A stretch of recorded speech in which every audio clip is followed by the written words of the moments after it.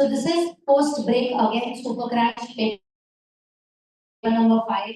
This is lecture 2. Listen to me. मेरा voice अटक के आ रहा है. अब देख, अब Wi-Fi is moving. People, we are now going to begin with something called as commercial law. Omkar, here. We are going to begin with something called as commercial law. If you can understand, company law is huge and vast. Great, thank you. Ashish, company law is huge and vast and it's inevitable. उसको करना ही पड़ेगा, कोई option नहीं है. उसमें क्या priority भी देना, क्या कम प्रायोरिटी बता के रख दिया है. मैंने ये भी बताया है चैप्टर नंबर 11 से लेके नहीं, चैप्टर नंबर 6 से लेके चैप्टर 14 लेस इंपॉर्टेंट, 11 से लेके chapter 14 only for MCQ purposes. Am I right? ना कमर्शियल लॉ में अब क्या लॉजिक है समझो. पहली बात, out of last maybe 5 attempts, 6 attempts, अगर तुम पार्टनरशिप एक्ट के बारे में सोचोगे, 2 सवाल आए हैं. 2 सवाल आए. डिस्क्रिप्टिव में एक ही सवाल है. डिसोल्यूशन ऑफ पार्टनरशिप, पार्टनर्स के बीच में mutual agency. The true test of partnership is mutual agency. मैं तेरा एजेंट, मेरा प्रिंसिपल, तू मेरा प्रिंसिपल. मैं तेरा एजेंट, तू मेरा एजेंट, मैं तेरा principal. Mutual agency. We are agents and principals of each other. Voice is breaking again. I cannot do anything. I am really sorry. Apparently, I have my voice. तुम लोगों ने जरा सा छोड़ दिया तो चालू हो जाते रे. रुको.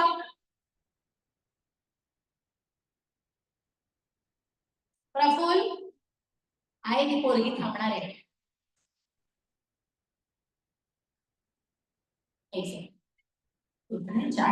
हाँ. First things first. Partnership Act, therefore, the Indian Partnership Act, therefore, is unfortunately the least important under the commercial law part. But when I say least important, अगर आप last 4 attempt के मॉडल और पास्ट पेपर करते हो, तो एक हाथ कोई तो सवाल तुम्हारा उस चैप्टर से भी कवर हो जाता है. सुनाई दिया क्या? पर बैठ के पूरा चैप्टर करते बैठने की जरूरत नहीं. मुद्दा number 2, the most important part out of commercial law is, but of course, second SOGA, third negative, fourth LLP. But one more thing that they're added now is introduction to law. I personally feel, but feeling कि introduction to law का एक सवाल D25 या J26 में आने वाला. क्यों बताती हूँ? क्यों मजा आ जाएगा. इन द सेंस, गए 2-3 मॉडल क्वेश्चन पेपर, 2-3 अटेम्प्ट के मॉडल क्वेश्चन पेपर में इसका 1-2 कांस्टेंट सवाल पूछा गया. कौन सा मैं बताऊंगी. वो एक आधा सवाल मुझे ऐसा लगता है D25 या J26 के पेपर में आने वाला है, which is custom as a source of law, judicial precedent as a source of law, and what is the legislative procedure, which is the law making procedure under the Constitution of India. ये 3 में से कुछ तो एक आ सकता है, क्योंकि question उसे बार-बार मॉडल क्वेश्चन पेपर में पूछा गया है. और याद है ना, जो मॉडल में आता है वो इवेंचुअली पेपर में आता है. अब आएगा नहीं आएगा तो ऊपर वाला जाने पर आने की शक्यता है. So I am going to tell you what the contracts of importance is, but उसके साथ I'm also going to talk about introduction to law. Is this clear? Okay, can we begin? Okay, now whatever notes you have for commercial law, open it. अच्छा, ऐसा नहीं है कि contract से ही है, आजकल वापस आ रहा है, बीच में नहीं आ रहा. बीच में question number 2 A and B अभी कुछ पूछ सकते.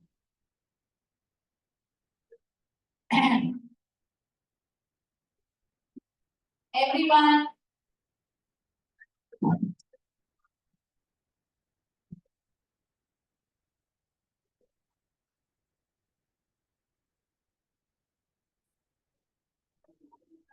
आएगा बराबर. Yes, Aisha, but then that is exactly what I'm saying. They keep changing it, Aisha. So it's better to be safe than sorry. Do everything that can be done. Okay, now there are two things, if you can listen to me. Hey, Udga Mansi. Everyone. Makchi. Trouble इधर. अब दो चीजें. पहला विकास. पहला ये LMR है. इसमें सब कुछ है जो आपके लिए important है. You can zoom it to your heart's content. It won't become blurred. दिख रहा है? ये बनाया ही डिजिटल कॉपी है ताकि डिजिटली तुम्हारे हाथ में रहे one day prior to revising your syllabus. Last minute revision सुनाई दे रहा है? पेपर के लिए जाते जाते क्या देख के जाऊं? 4 बुक तो नहीं लेके जा सकते हो, जाना भी नहीं है, पर फिर क्या करें? तो ये लेके जाना है. इसमें हाँ, कंपनी लॉ का इसमें थोड़ा सा प्रॉब्लम ये है कि इट्स नॉट अमेंडेड. तो कंपनी लॉ छोड़ दो, कंपनी लॉ मत रेफर करो, पर कमर्शियल लॉ तुम इसमें से आराम से रेफर कर सकते हो. इसमें लिटरली सब कुछ दिए. ये एक बहुत फेमस क्वेश्चन है कॉन्ट्रैक्ट का. What are the various modes of discharging a contract? Okay, then there is what are the main points of quasi contract. What are special contract? Special contract में भी एजेंसी, गारंटी सब है. चलो, but मैं ये दिखा क्यों रही हूँ? मैं इससे सिखाने नहीं वाली. ये मैंने तुमको दे के रखा है, मैं तुमको ये रिमाइंडर दे. ये लिंक मैं अगेन आज अपने ग्रुप में शेयर करूंगी जहां तुम इसे रेफरेंस के लिए ले सकते हो. सुनाई दिया? Okay, but what I am going to do now is this part. ये देखो, technically there are 21 points. 21 points under contract act जो आपको आने ही चाहिए. Can we begin? That. I put it here. I put it here. So, first things first. A. Offer plus acceptance is equal to. Promise के साथ जोड़ना पड़ता है. क्या बनता है? अग्रीमेंट. अग्रीमेंट काफी है कि contract is provable in the eyes of law. Contract. Agreement गलत नहीं है, पर वो 12वीं पास है. ग्रेजुएट को ग्रेजुएट कहते हैं. हाँ कि ना? 12वीं के बाद कुछ तो और करना पड़ेगा, which is enforceability by law. तब जाके हमारा agreement becomes a valid contract. Listen to me carefully. Thus, a promise is not sufficient. An agreement lacks something which is provability. The moment agreement के साथ provability जोड़ दो, it becomes a valid contract visible to the eyes of. याद रहेगा ना? Enforceability means two things. One, creating a legal proof, and we create a legal proof because there is legal relation. Is this clear? Okay. Now my question: क्या सारे contract agreement होते हैं? Immediate answer आना चाहिए. Yes. क्या सारे graduate 12वीं पास होते हैं? Yes. तो क्या सारे 12वीं पास आउट ग्रेजुएट होते हैं? तो क्या सारे agreements are contracts? All agreements are not contract. They may not become a contract, but the contract is already an. अब हमको आना चाहिए बेसिक मसाले to be put in a contract to make it valid. Basic मसाले. सारा number 1 ध्यान से सुनो. There has to be legal agreement. There has to be a legal. 12वीं नहीं, तब तक ग्रेजुएशन में एडमिशन नहीं. 10th के बाद उड़ी मारोगे क्या? Can you jump from your 10th qualification to directly first year BCom? You have to give बीच में. तो वैसे प्रॉमिस के बाद डायरेक्टली कॉन्ट्रैक्ट के बीच में अग्रीमेंट बनाना पड़ेगा. विनीत, बीच में क्या बनाना पड़ेगा? मॉड्यूल में बैठेगा ना तो वही हो जाए. हाँ, agreement is nothing but you adding quid pro quo.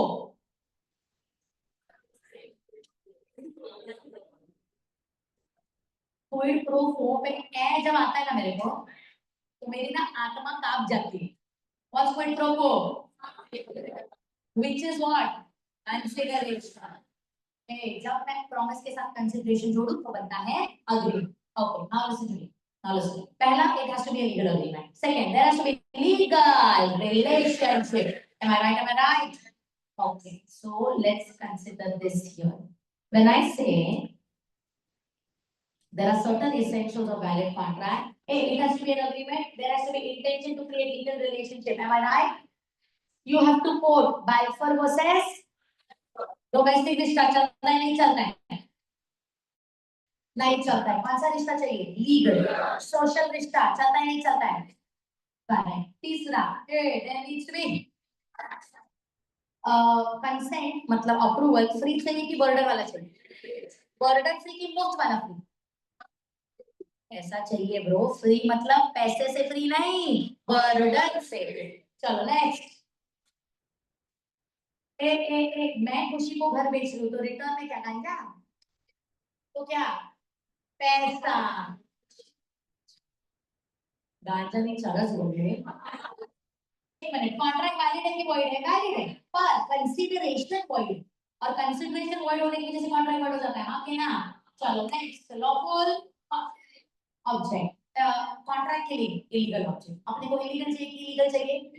Perfect. Next, competent party, a person sound mind का होना चाहिए, पर्सन एडाइट होना चाहिए, थर्ड नॉट डिस्क्वालिफाइड।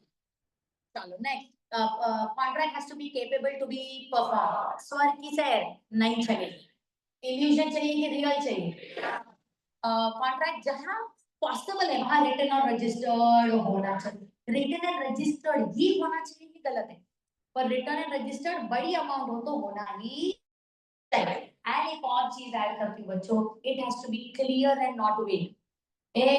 तेल कौन सा बताना पड़ेगा, बालों पे लगाने वाला कि खाने में खाने वाला? अगर क्लैरिटी नहीं है तो कॉन्ट्रैक्ट वैलिड के वॉइड, याद रहेगा? Okay, moving ahead, give me 1 minute. अगर आपको ये एसेंशियल्स आते हैं तो साथ में, पीपल आर नॉट किडिंग, साथ में आपको सर्टेन टाइप्स ऑफ कॉन्ट्रैक्ट आने चाहिए। सबसे पहले voidable contract, able to be made, एक minute, by which party? Agreed party with the reasonable time. सुनाई दिया? एक मिनट होगा। वॉइडेबल कॉन्ट्रैक्ट बनने के पीछे का ट्रिगर भी ये है कि ध्यान से, there was no free consent, no free consent voidable contract. Repeat, free consent होता तो वॉइडेबल कॉन्ट्रैक्ट बन ही नहीं सकता। दूसरा, एक सेकंड, बोल प्रेडिक्शन, फ्री कंसेंट है तो वॉइडेबल कॉन्ट्रैक्ट बन ही नहीं सकता। दूसरा, कभी भी याद रखना, वॉइडेबल कॉन्ट्रैक्ट बनने के पीछे रीजन एक ही है, क्या नहीं था? फ्री कंसेंट नहीं था, याद रहेगा? ओके नेक्स्ट, इम्प्लाइड कॉन्ट्रैक्ट आने चाहिए, टैसिट और क्वासी। What's tacit?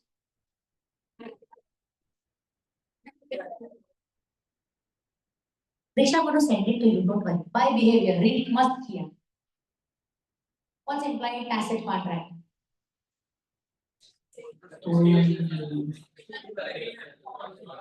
बराबर है, बराबर है। क्या? हाँ बस वाला है, पर ये तो फाउंडेशन वाले एग्जांपल्स हैं। ट्रेन है, अभी इंटरनेट ट्रेन में आ गए तुम लोग।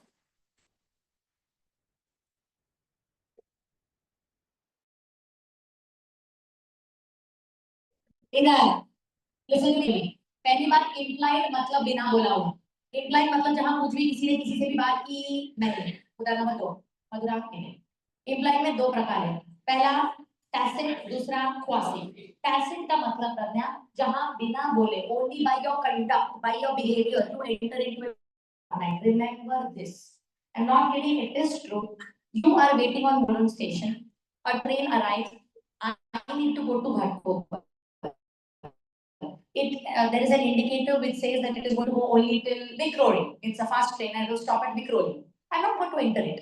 The train came, the train left. I did not board it. Am I right? पर दूसरी ट्रेन आई फास्ट जो बोली घाटों पर रुकेगी। अब ये ट्रेन में मैं चढ़ूंगी ना, एक मिनट, ट्रेन में चढ़ गई, ध्यान से सुनो, ट्रेन रुकी, मैं अंदर चढ़ गई। मेरा टेक्निकली ट्रेन के ड्राइवर से कोई बात नहीं हुआ है, ना ड्राइवर का मेरे से, इसका मतलब फ्री टिकट। अरे किसी को किसी से बात नहीं की, चलेगा? एक मिनट, ट्रेन रुकी, listen to me, is an implied offer. हम अंदर बोर्ड कर गए, is an implied accept. therefore by behavior we are into an implied tacit form. Did you understand what I said? जहां किसी ने किसी से बात नहीं की है पर अभी भी कंसिडरेशन की लायबिलिटी है। अबे इसीलिए तो धकेलो टीसी आके पेनल्टी बैठा कर, अगर टिकट ना, यहाँ तक clear? Next, what's quasi? You have to know the concept of doctrine of unjust enrichment. What do you know? What does that mean, Aryan?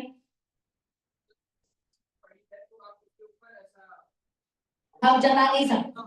But what's unjust enrichment?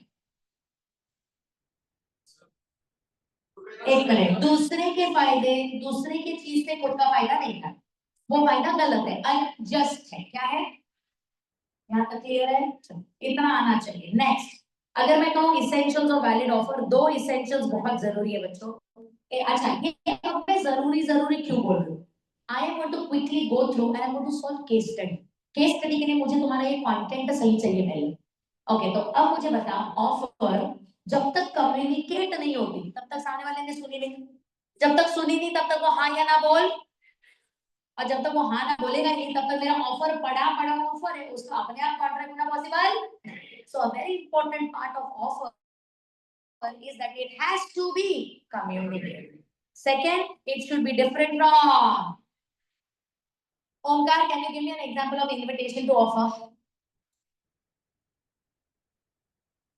Advertisement, price list, DMart में self service counters, tender notice, very nice, auction notice, anything which invites you to come and make an offer is. तो repeat करो, offer अलग, invitation to offer अलग, repeat, offer अलग, invitation to offer अलग, याद रहेगा? Okay, moving ahead. Essentials of acceptance में एक ही इंपॉर्टेंट चीज है, सॉरी, टाइप्स ऑफ ऑफर भी एक बचा है। टाइप्स ऑफ ऑफर में दो इंपॉर्टेंट चीज, पहला, okay my question, Ritika, cross offer से कॉन्ट्रैक्ट होता है कि नहीं होता? हो ही नहीं सकता, दो ऑफर से कॉन्ट्रैक्ट नहीं बनता है, ऑफर प्लस एक्सेप्टेंस। जब दो ऑफर एक दूसरे को ऐसे टकरा रहे हो तो वो टकरा रहे हैं और बात खत्म हो रही है, वो क्रॉस ऑफर को एक्चुअल कॉन्ट्रैक्ट में कन्वर्ट करने के लिए किसी ने तो सामने से हाँ बोलना चाहिए। देयरफॉर एमसीक्यू आता है, dash offer does not conclude in a contract, cross offer dash into a contract, does not conclude in a contract. Do you understand? But counter offer is offer पे offer, जिस वजह से रोहन पहला वाला offer revoke हो गया और ऊपर वाला है ना, तो ऊपर वाला एक्सेप्ट भी हो सकता है, रिजेक्ट भी हो सकता है। क्लैरिटी? ओके, एक्सेप्टेंस में एक बहुत इंपॉर्टेंट बात, एकदम इंपॉर्टेंट पार्ट ब्रो, एक तो पूरा हाँ या तो पूरा ना, it can not be in between, you can not be हाँ but based on conditions. Conditional acceptance is counter offer. Conditional acceptance is, repeat, conditional acceptance is हाँ I will marry you but पहले 2 BHK. Bro, that's a different offer. अब सामने वाला बंदा बोलेगा हाँ या चल ली, सुनाई दे रहा है? Okay, next, consideration, Latin phrase क्या है? Quid pro quo. Consideration का Latin phrase क्या है? Quid pro quo. एक minute, something in return, money या money's worth, यहाँ तक क्लैरिटी है?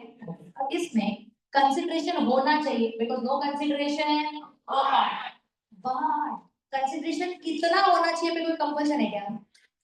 Therefore consideration need not be adequate, ज्यादा भी चलेगा कम भी चलेगा, पर point to be noted here, अगर मैं कंसिडरेशन कम की बात करती हूँ विधि, याद रख, कम कंसिडरेशन में कंसेंट फ्री है कि नहीं चेक करना पड़ता है। तो मैंने मान के चल इसको जबरदस्ती बोल दिया, नहीं तू ना, मैं तुझको पैसा दूंगी पर मैं ना कम दूंगी वरना मैं तेरे को ठोक डालूंगी डायरेक्ट बंदूक लेके। अब वो बेचारा कम एक्सेप्ट कर रहा है, लॉ भी बोलता है कम चलेगा, अरे पर यहाँ पे तो जबरदस्ती हुई ना। सो प्रॉमिसर का फ्री कंसेंट होना चाहिए in accepting the lesser consideration. Am I clear? Okay, so consideration should be at the desire of A, may be given by promisee or any other person. यहाँ तक clarity? Okay, next. No consideration, no contract के exceptions आपको आने ही, मैं बोल रही हूँ सुनो, natural love and affection, promise to pay for past voluntary service, promise to pay for past time barred debt, charity, bailment, completed gifts, agency. Yes. सुनाई दिया? Okay. Next, very important. Who is a stranger to consideration? नहीं, नहीं, wrong. Stranger to consideration बोलो, contract नहीं.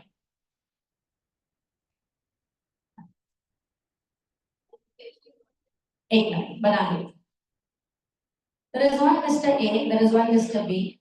A ने B को raw material दिया, B 1 lakh देने वाला था अभिषेक, पर वो नहीं दे पाए।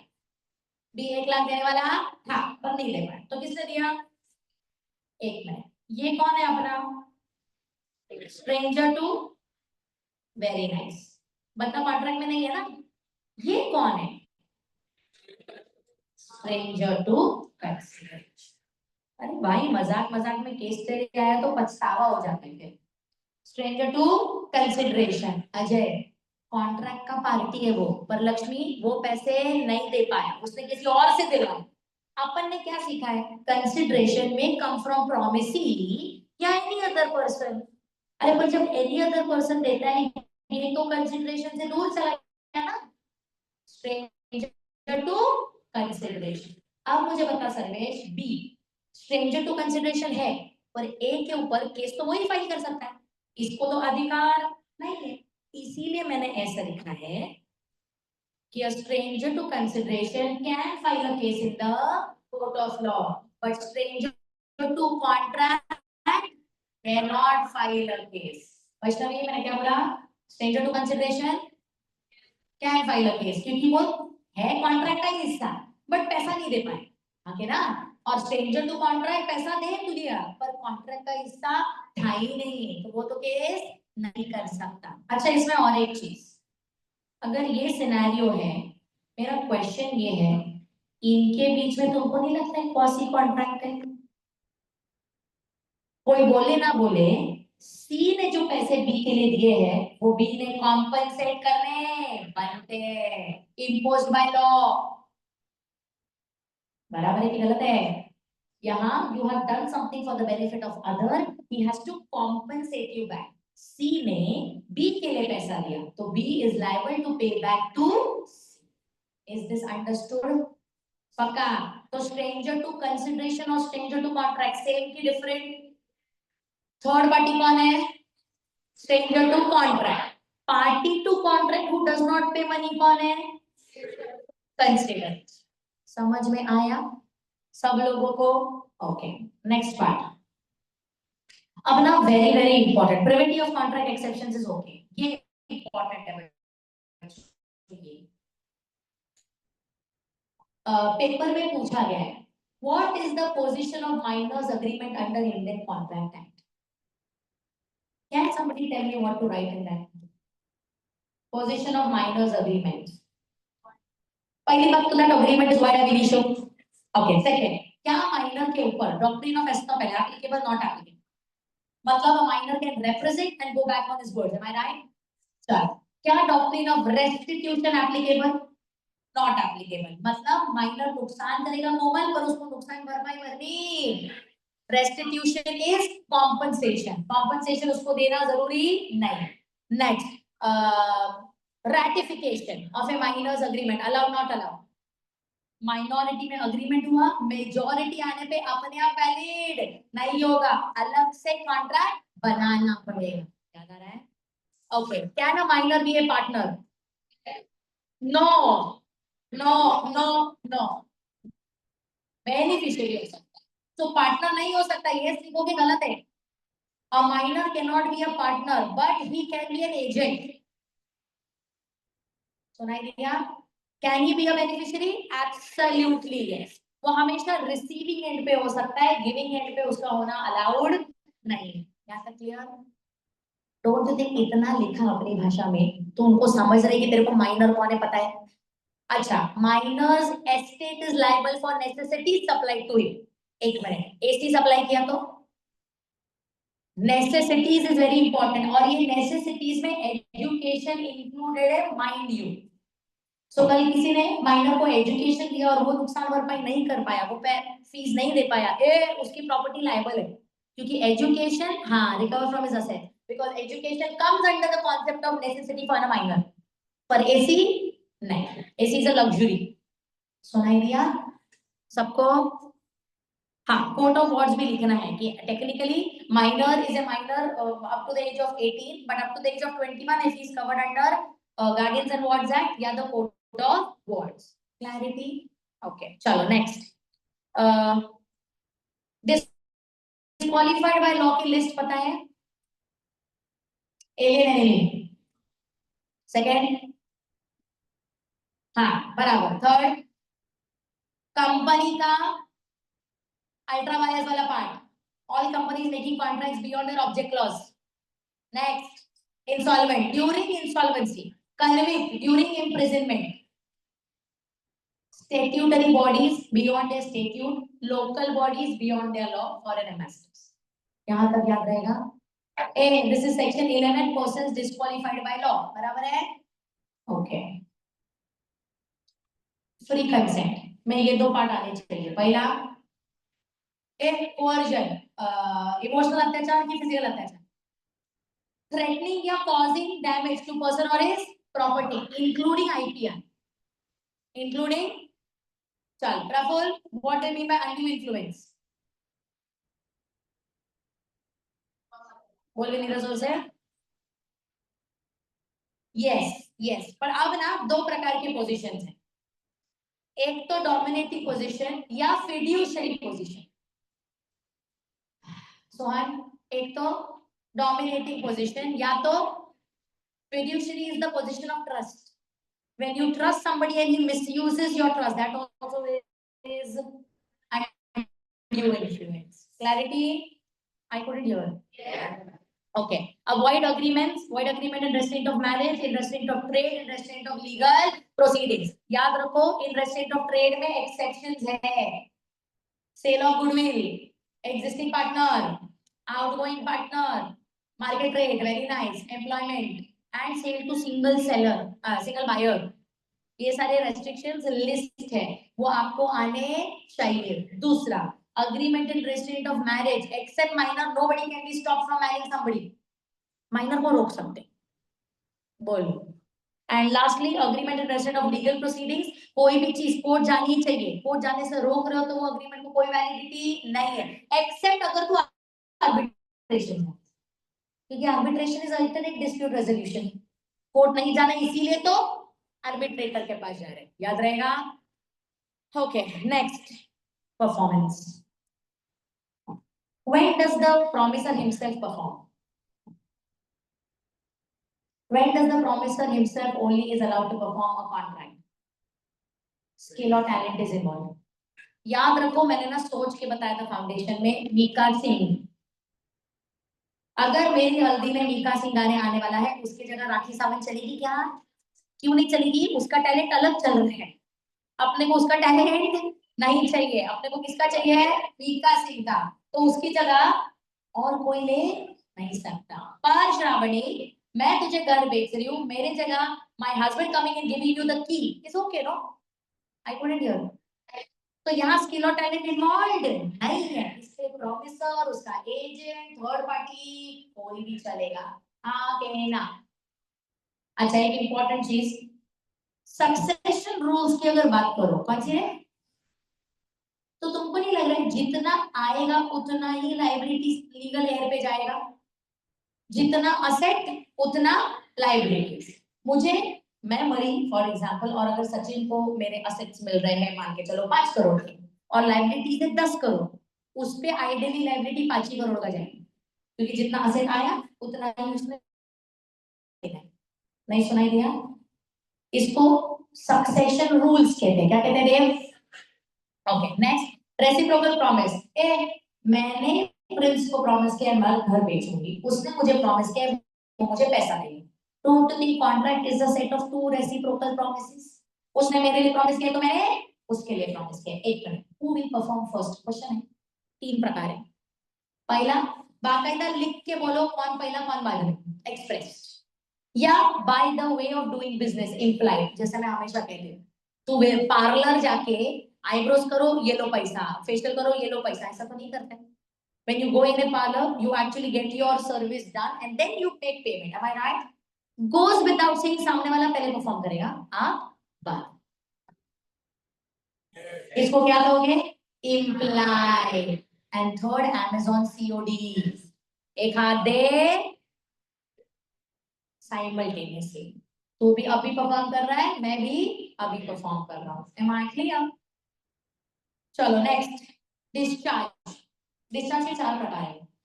पहला बाय परफॉर्मेंस, ये देखो, पहला by performance, second by agreement, very nice, third by lapse of time, fourth by operation of law, next by impossibility of performance, and last by breach. अब इसमें आपको ये आना चाहिए भाई, डिस्चार्ज बाय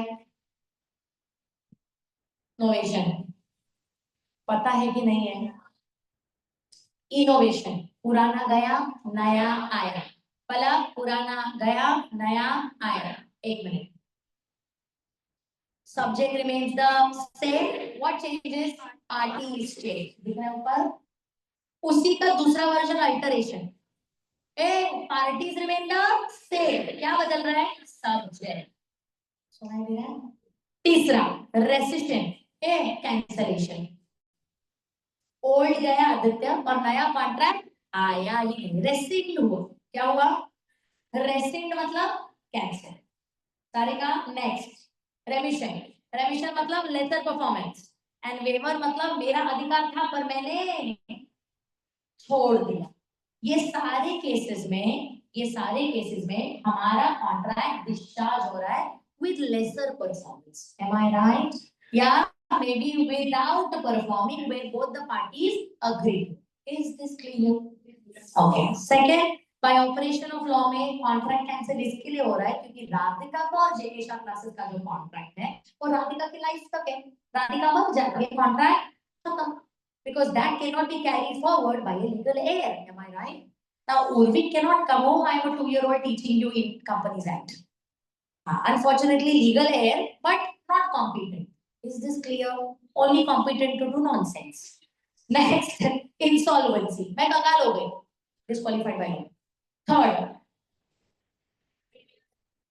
मैंने आतिफ के साथ घर का एक डील किया ऑफ मुलुंड वेस्ट, बाद में साइन वाइन ले लिया और वो घर का डेस्टिनेशन बदलापुर कर दिया।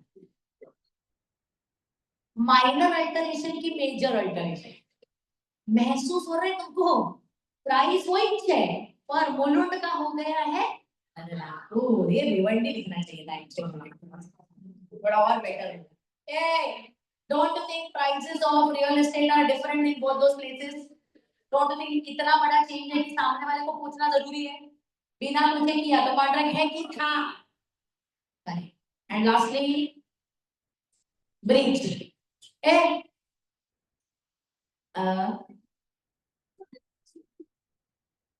what kind of merger? Then that's only about Companies Act, beta. Okay, can you please discharge और ब्रीच ऑफ कॉन्ट्रैक्ट में कॉन्ट्रैक्ट परफॉर्मेंस के पहले कुछ गड़बड़ की तो एंटीसिपेटरी, बात की तो एक्चुअल। एक मिनट, आशीष की शादी थी, याद है हल्दी पे भागा, शादी पे आएगा, आ भी सकता है, सुबह का भूला। तो नोट द अग्रीड पार्टी, ध्यान से सुनो, अग्रीड पार्टी शादी के दिन तक रुकेगी, मेरा आशीष आएगा, आया ठीक, नहीं आया ब्रीच हो गया। बट शादी के मंडप से फेरे लेते लेते अगर अकेला भागा तो अब रिटर्न नहीं आ रहे रे actually. I am not stupid that I'm carrying those examples for all these years. Those examples are the examples which have been tried and tested, and the students have remembered them till the last year. क्योंकि तू कुछ भी कर ले, commercial law में लिखना तुझे तेरे लैंग्वेज में ही है। कोई माइकला तेरे को कंटेंट दुनिया भर का लिख के दे भी दे तो भी I mean if I give you like ये लिखो ये लिखो ये लिखो, लिखने वाला तो उतना ही है जितना तुझको समझा है, इसके लिए समझना बहुत जरूरी। अच्छा, दूसरा आपको जो नोट्स मिले पॉइंटर्स है, पॉइंटर्स डालो, अंदर का माल मसाला कम लिखो क्योंकि गाइडलाइंस में लिखा है लेसर द वैल्यूएटर के पास उतना टाइम नहीं कि तेरे एक एक लाइन रीड करे, बस उसको ये जानना है कि तेरे को आता है कि नहीं आता। सुनाई दिया? ओके, नेक्स्ट अगर मैं बात करूं, very very important, contingent and wagering agreements का डिफरेंस आपको आना चाहिए। एंड लास्टली क्या आना चाहिए रे? I will show this to you. Give me a minute. ये तुम्हें स्पेशल कॉन्ट्रैक्ट दिख रहा है, इंडेमनिटी गारंटी, बिलमेंट प्लेज, एजेंसी, ये सब का ये एक कंटेंट है. See, I know it's very less as per your requirement, but इसका फायदा इतना ही है कि तेरे ना पॉइंटर्स क्लियर हो जाते हैं कि तुझको आंसर में क्या पॉइंट लिखने हैं. ये देख, give me 1 minute. ये देख, अगर कल डिस्चार्ज ऑफ कॉन्ट्रैक्ट पूछा गया तो तुझे पता तो है तुझे क्या लिखना है, उसके अंदर का एक्सप्लेनेशन तुझे करना ही है, पर तुझे ये दिखता तो है. आंख बंद करके वो फ्लो याद आएगा. सुनाई दे रहा है? सेकंड, एक बार जैसे मैंने अभी पूछा ये वाला part, wagering agreement, it's a bet. I bet India will win, ये येलो हेयर बोलता है I bet South Africa will win. Bet का वर्थ क्या है? 2 लाख. वैलिड के वाइड, वाइड अग्रीमेंट, क्योंकि बेटिंग में कोई तो एक का नुकसान फिक्स है. ये सीधा सीधा. इसी को क्यों थ्योरी में कन्वर्ट नहीं कर सकते हो? They are considered null and void. Loss of one party gets fixed. Agreements are based on future uncertain events. Hey, but in Maharashtra and Gujarat, they are illegal. Therefore, collateral are void. But in other states, wagering agreements are void and collateral are legal. मैं ये नहीं बोल रही हूँ कि सब छोड़ो, ये रेफर करो, बट शॉर्टकट चाहिए तो unfortunately this is the way है. डाउट है? बोल बोल आशीष. कुछ नहीं. ओके, इसमें ये देखिए क्वासी कॉन्ट्रैक्ट के टाइप है. Give me 5 more minutes, I am going towards the case studies. Quasi contract का पहला टाइप देखिए, claim for necessary supply to a minor as well as lunatic. Lunatic कौन होता है? नहीं सुनाई दे. एक मिनट, एक मिनट. साहिल ने क्या बोला मुझे?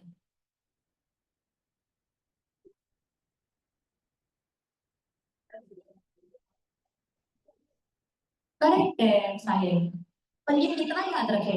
याद रहेगा तुझको लगता है तुझे?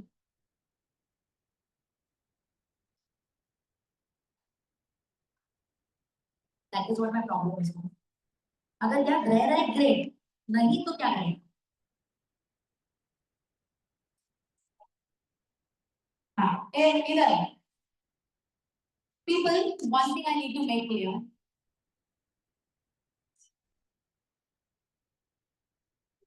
I already said this. We come here for crash course to crash by the end of the day, which I can see visibly. Direct crash. But यहाँ crash होगी मेरे को चलेगा. पेपर में एकदम खतरनाक कॉन्फिडेंस आना जरूरी है. मेरी बात को सुनो. तुम्हें पता है ये दिख बहुत कम कम रहा है. एक्यूमुलेट करोगे नहीं, वो असर है तो जरा इग्नोर करके. अगर इकट्ठा एक्यूमुलेट करोगे तो ये अपने आप में बहुत है.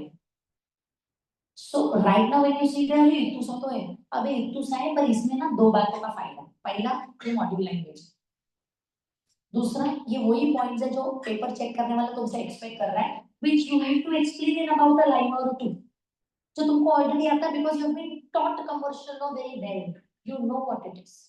The only point is take support of these notes to get a grip over it. Am I clear? क्योंकि तू कमर्शियल अभी अभी बैठ के मॉड्यूल मॉड्यूल खेलेगा तो तेरा उतने टाइम में होगा नहीं जितने में होना चाहिए. सो कंटेंट अभी भी वही लो जो तुमको सिखाया गया, बट रेफरेंस के लिए ले लो, क्योंकि ये एक एक पीपीटी ग्लांस करके निपट जाएगा. दूसरा, मैं इसमें ना वो नहीं है, ठीक है, एक काम सब करके देख, फिर समझेगा oh I wasted my 2 days and and of the day I have nothing in my hand. What's better, something और नथिंग? क्या एनी टाइम.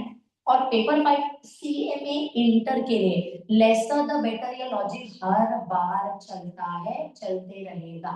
याद रखो तुम जेन जी हो, भगवान ने ब्रेन कम दिए, फोकस माइनस में दिए, तो जितना दिया है ना, you have to make good use out of it. Am I right? शी ऐकतच नाही. Am I right? शर्म भी नहीं दी है, वहां भी बोल रहे हैं।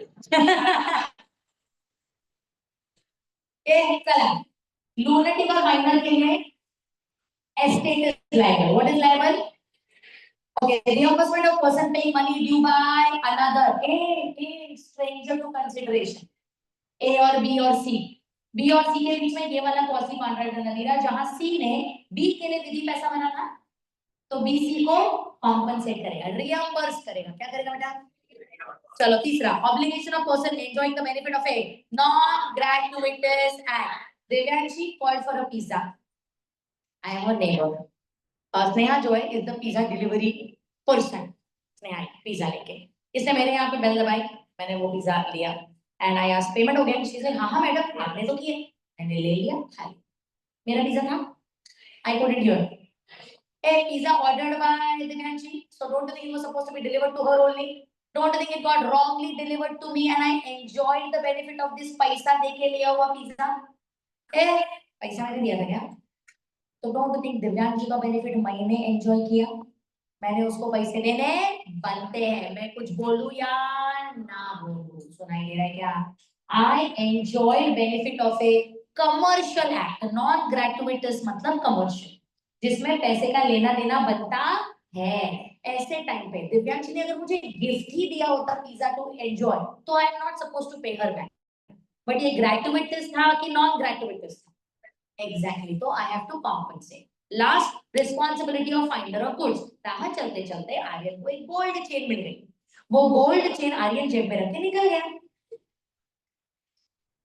I am telling you based on real facts. हम लोग दादर ब्रांच में थे जेकेएससी के, और मेरा सुबह 7 to 10 का कुछ तो लेक्चर था फाइनल का, वो खत्म करके I had an afternoon lecture. तो हम लोग ना, मैं और गोविंद सर दोनों गए थे सुमित सर के लिए।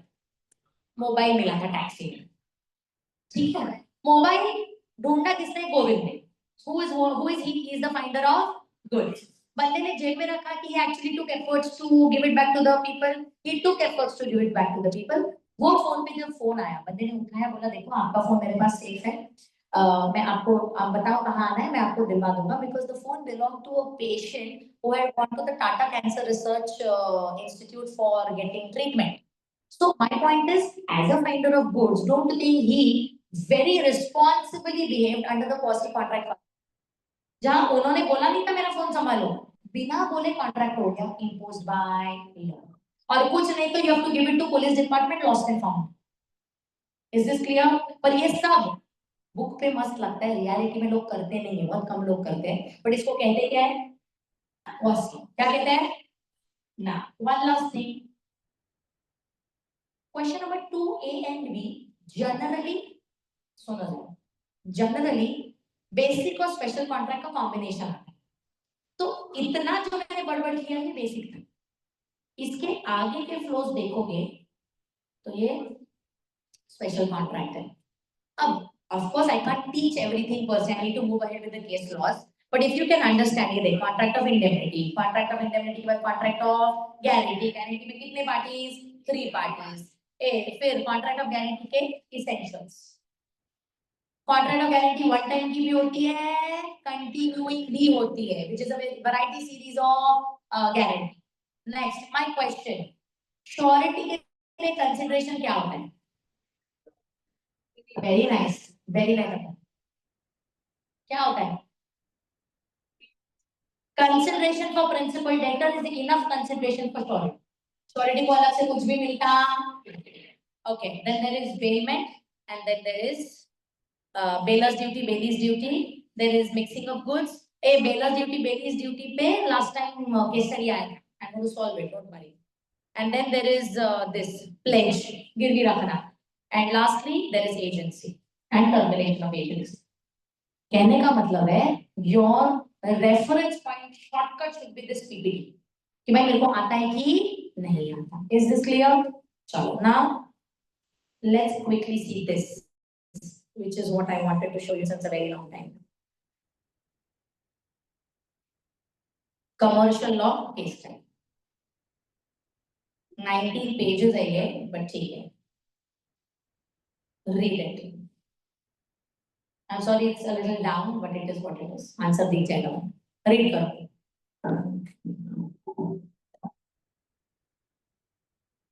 आसान है। मार खाणार प्राजक्ता, मार खाणार मार।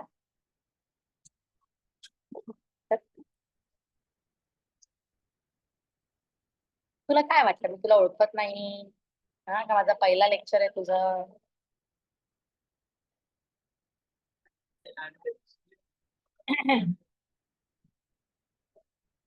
Mr. A offers to buy Mr. B's house on certain terms. Acceptance was to be sent by within 6 weeks. B एक हफ्ते में ही लेटर ऑफ एक्सेप्टेंस भेज दिया, बराबर है? With alteration of one term. A then withdrew his offer.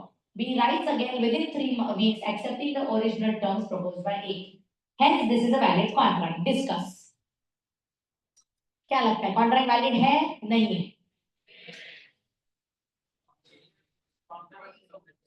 Contract valid नहीं है, क्यों नहीं है, कहाँ गड़बड़ है, क्या है?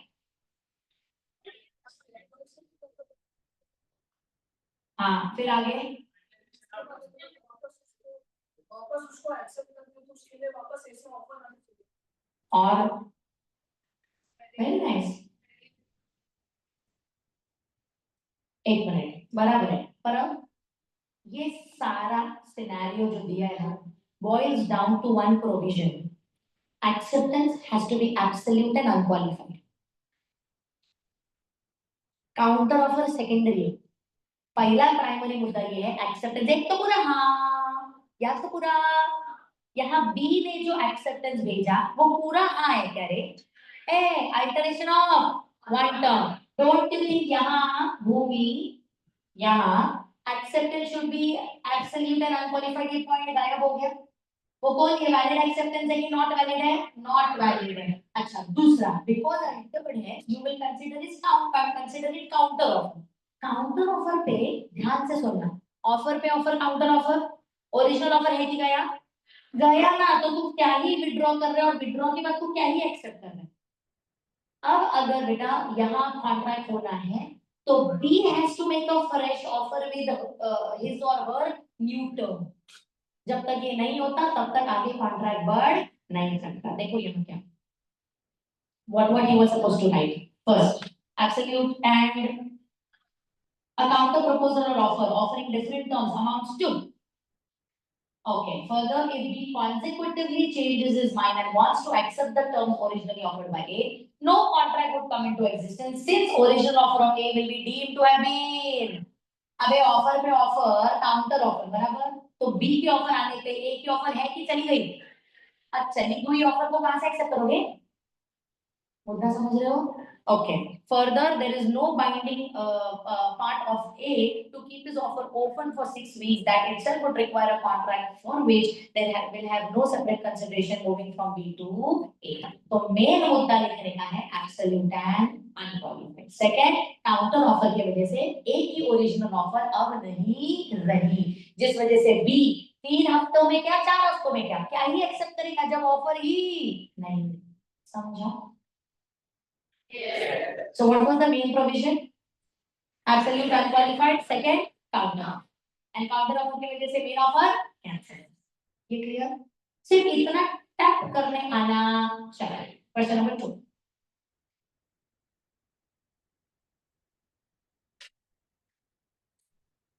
Quick.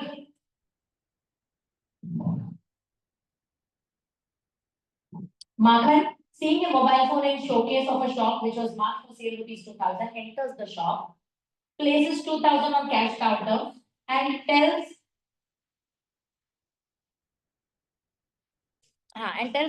the shopkeeper to give him the displayed mobile. Shop owner refuses. Can the shop owner refuse to sell the displayed mobile? It's a beautiful question asked many times. Very nice, Daksh. और कोई? अरे बहुत famous case question है, practical question. मैं क्या बोल रही हूँ, ऑफर अलग, इनविटेशन टू ऑफर अलग। डिस्प्ले इज ऑफर की इनविटेशन टू। तो डिस्प्ले किया है, माखन अंदर गया, अंदर जाके उसने ऑफर किया। अबे थकेलो, ऑफर में नॉट बी एक्सेप्टेड ना। तो शॉपकीपर मना कर रहा है, कर सकता है। ये मत सोचो क्यों कर रहे हैं, ये सोचो कॉन्ट्रैक्ट एज पर्सपेक्टिव कर सकता है कि नहीं कर सकता है। Propose can shopkeeper reject offer, yes, therefore can the shopkeeper refuse to sell the display mobile, yes. ये देखो, price quotation, price tag does not amount to offer but are only an, therefore market picking up the mobile phone with prices of 2000 amounts to an offer by market to purchase the same at that price. It remains to be accepted by seller, the salesman, at the cash counter to result in a concluded contract. The salesman has every right to accept or therefore माखन के पास कोई remedy नहीं है और यहाँ पे shopkeeper ने कुछ भी गलत किया नहीं। ऑफर का मतलब ही ये है ना, जो कबूल भी हो सकती है, रिजेक्ट भी हो सकती है। हाँ के ना, एक क्या मतलब आई लव यू के बाद आई लव यू टू ही आना चाहिए, सर उड़ा तो जाती तो आ सकता है। यस बोला रे, देव पर। चलो next question, very famous question previously asked, typical commercial law question.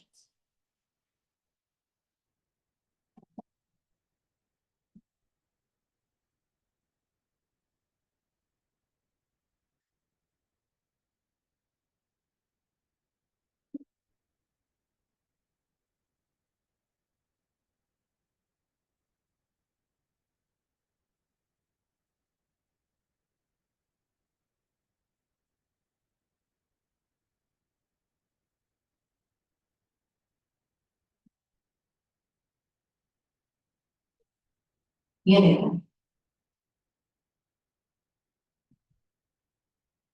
नहीं क्या मैम साहब,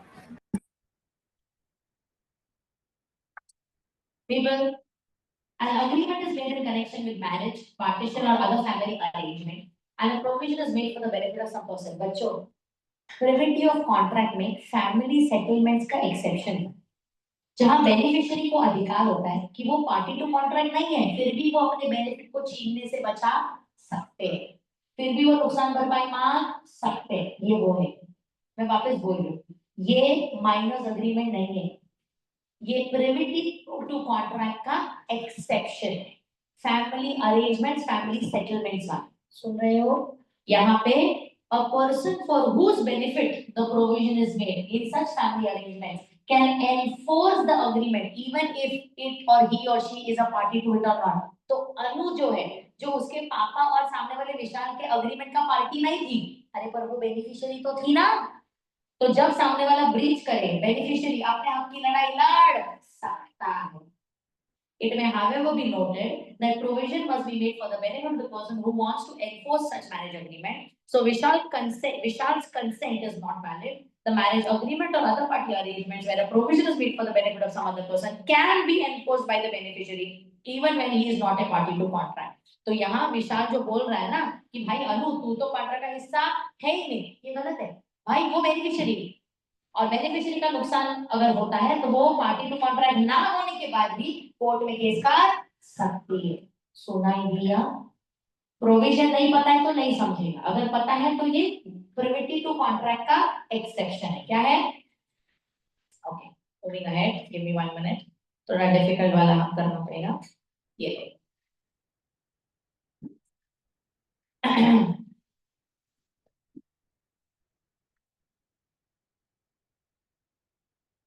एक सेकंड, क्वेश्चन नंबर 5, ठीक है, आंसर भी पढ़ी लो, आपका इसे ही पढ़ोगे। Mr. X buys a ring from Mr. Y at a low price, employing what? Undue influence, and sells the ring to Mr. Z, who purchases it against consideration and without knowing of Mr. X's undue influence. Can Mr. Y recover the ring from Z? बच्चों, सोगा कहता है ideally कि title of goods is generally not passed when there is no free consent. सुनाई दे रहा है?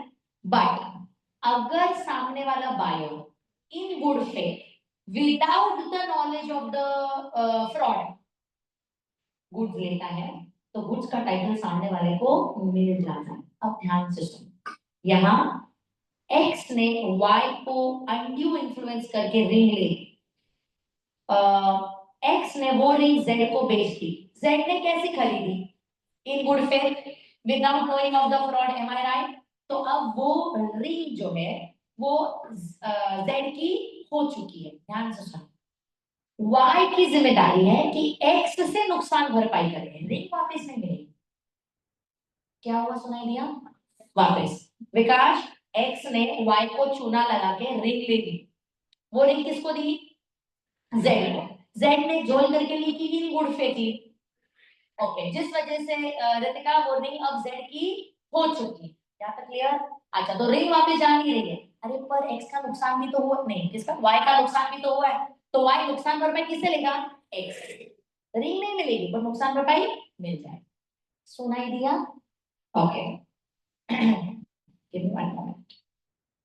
Yes, question number 7।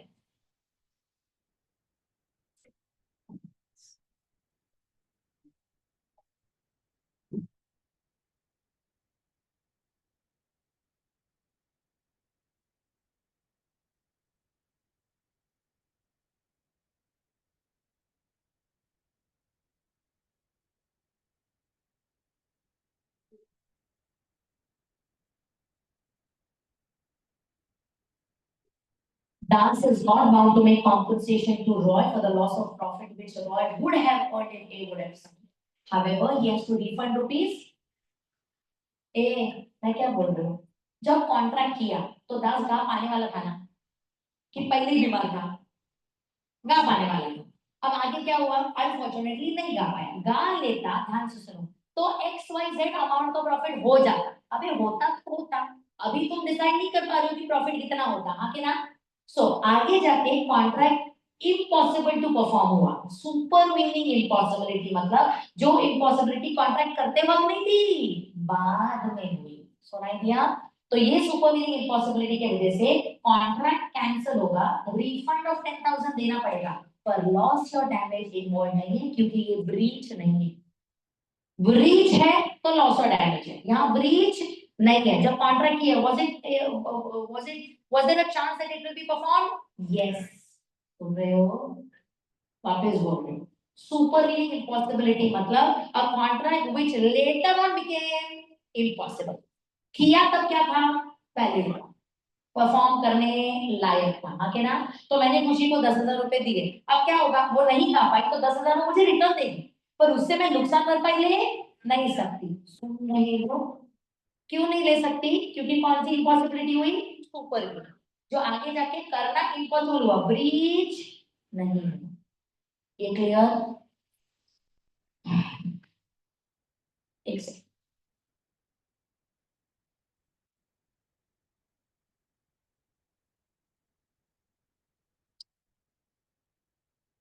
हाँ, ये बहुत बार पूछा गया क्वेश्चन है, अच्छे से पढ़ो प्लीज।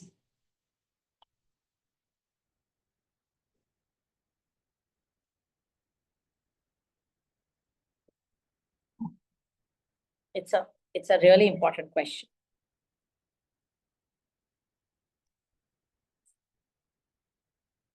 Good faith मतलब Dharmesh, without the knowledge of any झोल, सामने वाले पे भरोसा। If W, the wife of H, जो खुद क्या है, lunatic, पागल है, purchases a diamond set of 10 lakhs from a jeweler on credit, referring to provisions of written contract and decide whether the jeweler is entitled to claim the above amount from the property of H. अब ये क्या है? This is a quasi contract. Why? It is to be noted that minors, persons of unsound minds, lunatics, and other disqualified persons are incompetent to contract. But if necessaries are supplied to a person who is incompetent to contract, the supplier is entitled to claim. Am I right? Necessaries में याद है ना, मैंने education बोला था, रोटी कपड़ा मकान, ये आता है, डायमंड आता है उसमें। A supplier would be entitled to recover price of necessaries supplied to wives or minor child of incompetent person as he is legally bound to support them. Also, necessaries mean goods suitable to the condition in the life of such person and not correct. Again, personal liability is not approved for minors and lunatics. It is only their estate that can be liable. उनकी खुद की liability आती नहीं है, किसकी आती है? Estate की। विधि किसकी आती है? हाँ। To establish, if there is no property, nothing would be realizable. To establish this claim, the supply was proved. Not only that the goods were supplied to a person who is a minor or lunatic, but also that it was really required to them at that point of life. इसीलिए necessity ना, अगर जरूरत नहीं है, फिर भी तुमने दिया, तुम्हारी गलती है. तुम्हें पता होना चाहिए, तुमने पागल को गुड्स बेचने नहीं है, तुमने माइनर को गुड्स बेचने नहीं है. ये देख क्या हुआ. Thus, the burden to prove that H is lunatic and he was of unsound mind when entered into the contract lies on the seller. In the problem given above, the jeweler would not be entitled for the claim as a diamond set worth 10 lakh for the wife of H is not a, rather it is a. ऊपर का provision समझा है ये बताने की भाई necessity होता है कॉम्पनसेशन मिल जाता, लग्जरी है कॉम्पनसेशन मिलने वाला. Is this clear? Okay, now do you understand the way of case study questions that are being asked? I couldn't hear you. Okay, give me 1 minute. Last question.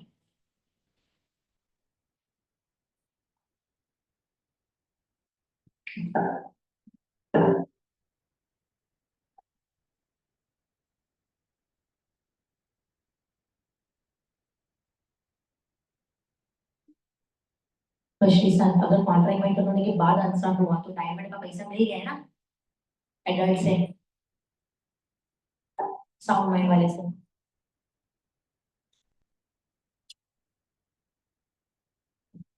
क्योंकि diamond का set तो एक ही बार में खरीदता है ना, एक तो ईएमआई पे या डायरेक्टली वन शीट. चलो मित्रा, guarantees payment to Mr. Basu to the extent of rupees 50,000 for time to time supply of paper by Mr. Basu to Mr. Chandan. A contract of one time की continuing. Okay, Basu supplies paper to Chandan more than the value of 50,000 and Mr. Chandan pays. Later on, Mr. Basu, at the request of Chandan, supplies paper value INR 60,000. This time Chandan fails to pay. What action Basu can take against Mitra? Guarantee कितने की दी? 50,000 की, बराबर है. Paper सामने वाले ने कितने पैसे के दिए? करेक्ट. आइडियली एक बार तो चंदन ने पे भी कर दिया, पर सेकंड टाइम जो अपना डेटर है ही फेल्स टू पे. डेटर फेल्स टू पे तो श्योरिटी में लायबिलिटी आती है, बराबर है. एवरीबॉडी, चलो ये देख.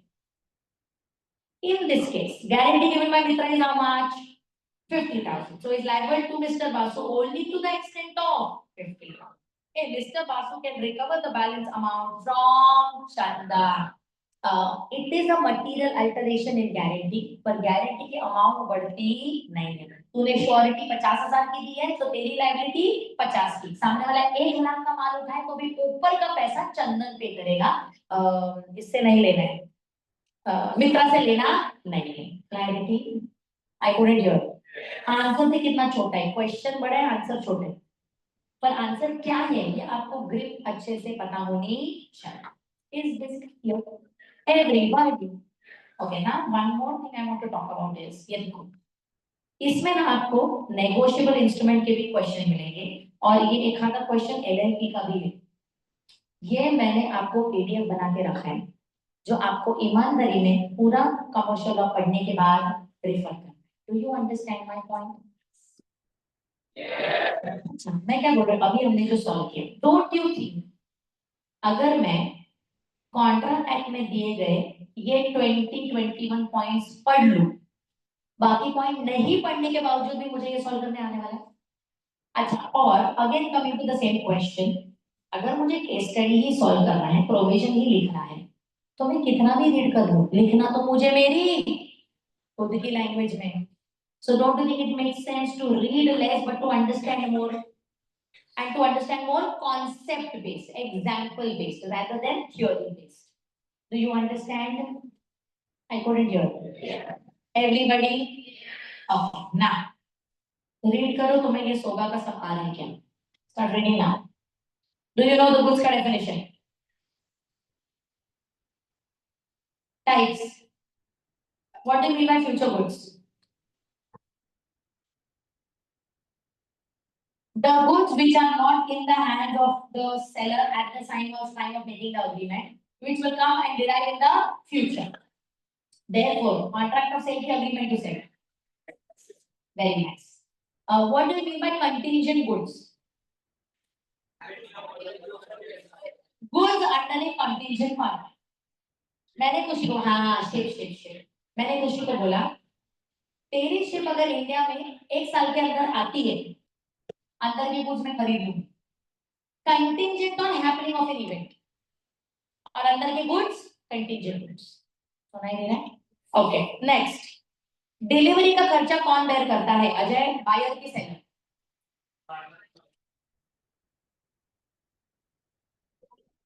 कॉन्फिडेंटली बता। डिलीवरेबल स्टेट करे, वो बायर ही बोला था। डिलीवरेबल स्टेट का खर्चा, दीक्षा आज के कॉम्पिटिटिव एनवायरनमेंट में डिलीवरी का खर्चा भी सेलर उठाने की कोशिश करता है, क्योंकि तू नहीं करेगा तो कोई और करके दे देगा। बट आइडियली अंडरस्टैंड होगा डिलीवरी का खर्चा सेलर की बायर, एंड डिलीवरेबल स्टेट का खर्चा, एम आई क्लियर? ओके एक minute, my point, what do you mean by deliverable state Dev?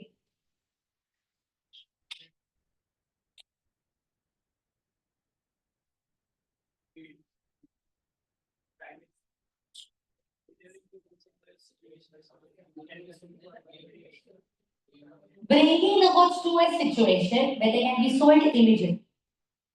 So it's not just packaging, it's sorting, it's making them ready in a shop per se, सारा खर्चा जहां seller आएगा तो मैं ऐसी परिस्थिति में गुड्स को रखती हूँ कि वो उठा के लेके चला जाए। सुनाई दे रहा है? So it includes the खर्चा of interior, shop, bifurcation, shelves, everything.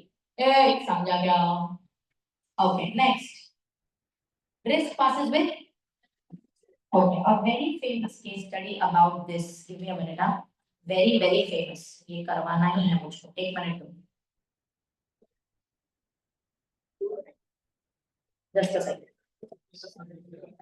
इसमें नेगोशिएबल इंस्ट्रूमेंट के भी केसेस हैं हाँ बच्चों।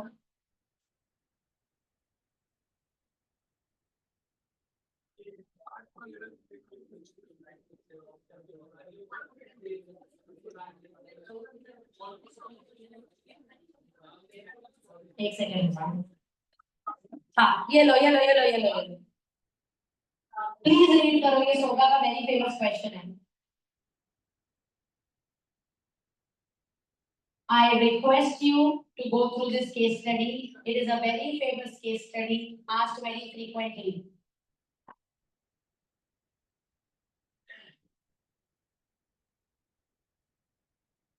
5 अटेम्प्ट पहले 7 मार्क के लिए पूछी गई थी, मजाक मजाक में।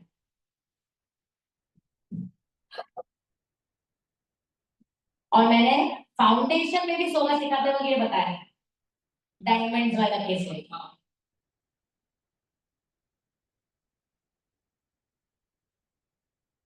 Vineet,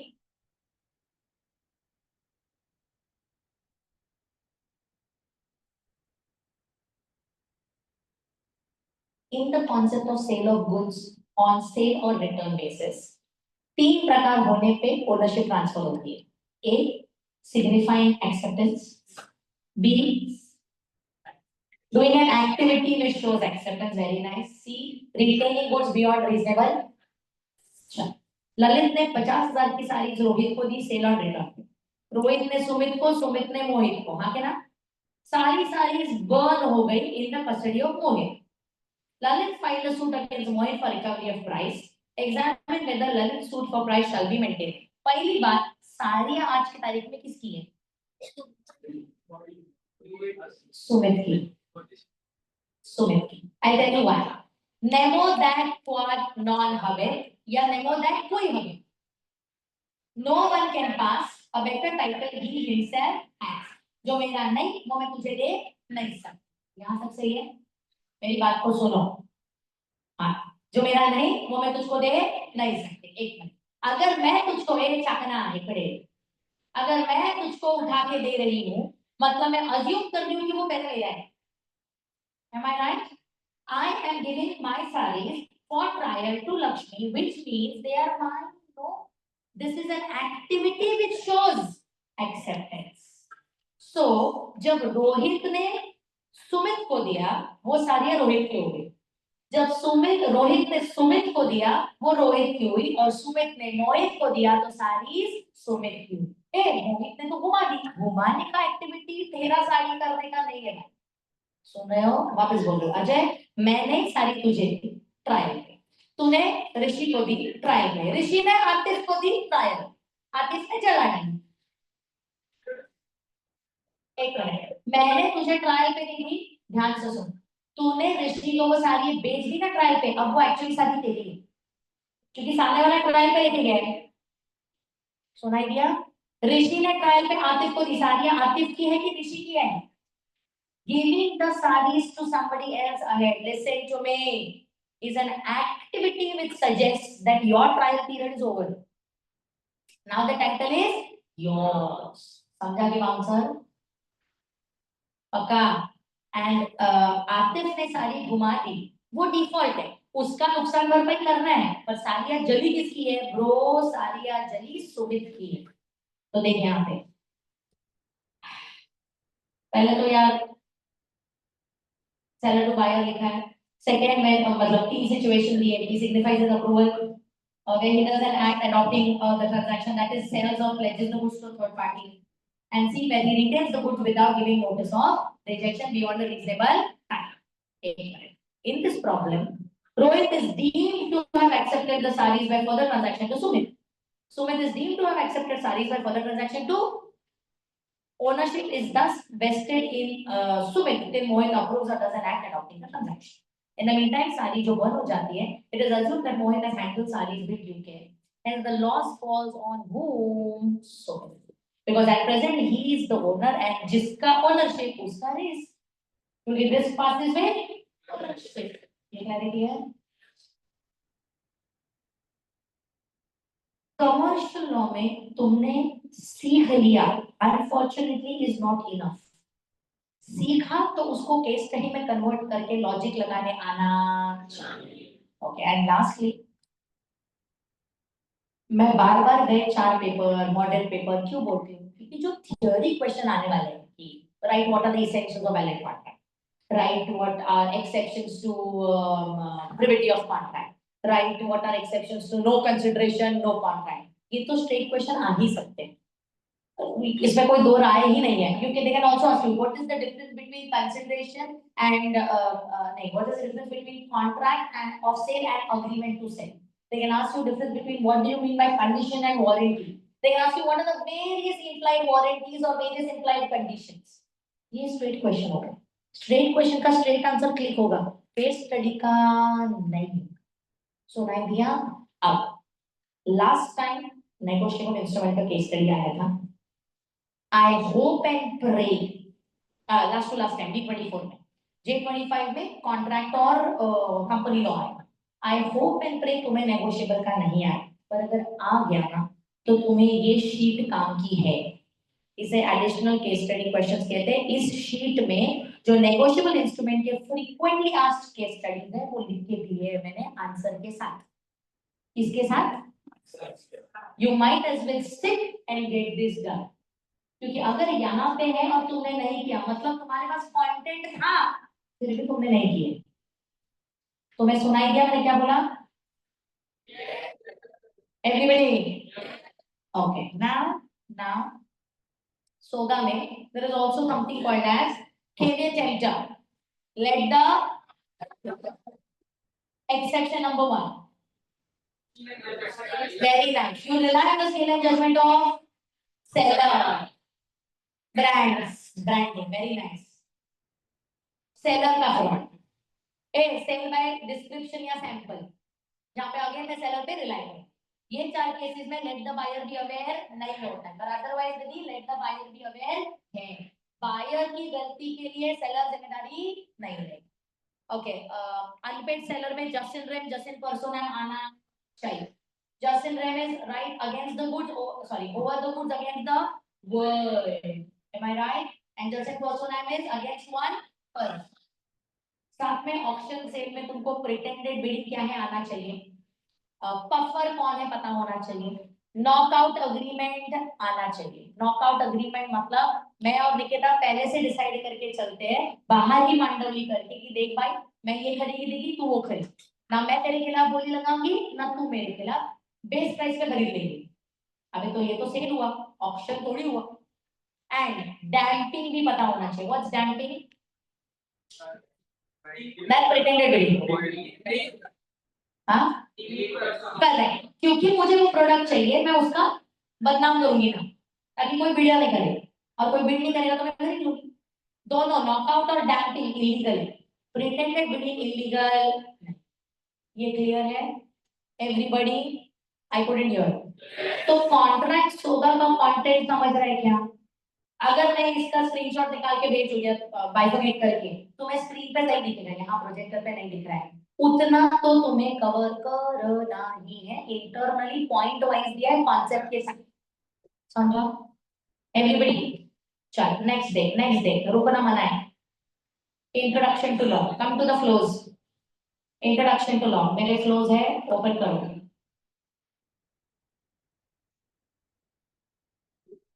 frame widely file complaint against, that's a different story. Sumit का लॉस हो गया है, रोड एक मिनट, हाँ सुमित का लॉस हो गया है, तो रोहित के खिलाफ कंप्लीट डैमेज इसका है, पर सुमित का लॉस सुमित का है, नेग्लिजेंस का केस कर सकते। Yes Divya, I am going to send this PDF, send करूंगी मैं, डोंट मिनट। देखो एलएलबी का भी नोट्स है, सेम ऐसा ही है।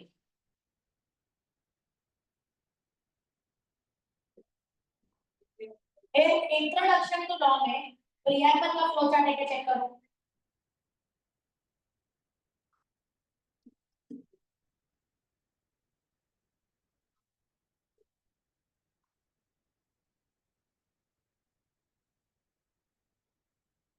बोल। Yes, you may please. Don't peek into my, don't peek. Don't peek.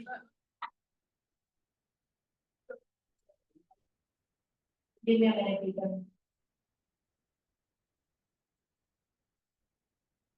I need you to come to introduction to law. Yes. ये लो। इंट्रोडक्शन टू लॉ की बात करो तो सबसे पहले इंपॉर्टेंट है अपना प्रियम्बल का फ्लो। एक क्या ये प्रियम्बल का फ्लो सबके पास है? ओके सेकंड, एक फॉर एमसीक्यू पर्पसेस पूरा चैप्टर इंपॉर्टेंट है, कौन सा आर्टिकल कौन से नाम पे, पर डिस्क्रिप्टिव के लिए आर्टिकल 14, 15, 16, 19, 20 इन डिटेल जरा लिखो कहीं तो उधर इंट्रोडक्शन टू लॉ के आजू बाजू में। आर्टिकल 14, 15, 16, 19 एंड 20 डिस्क्रिप्टिव में आया तो आ सकता है।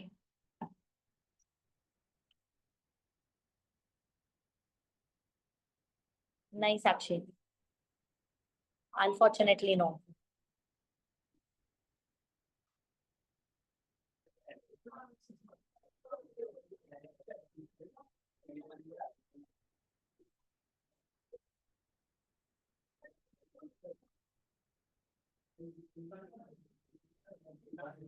ड्राइव पे तुझे सिर्फ मेरे ही मिलेंगे बेटा।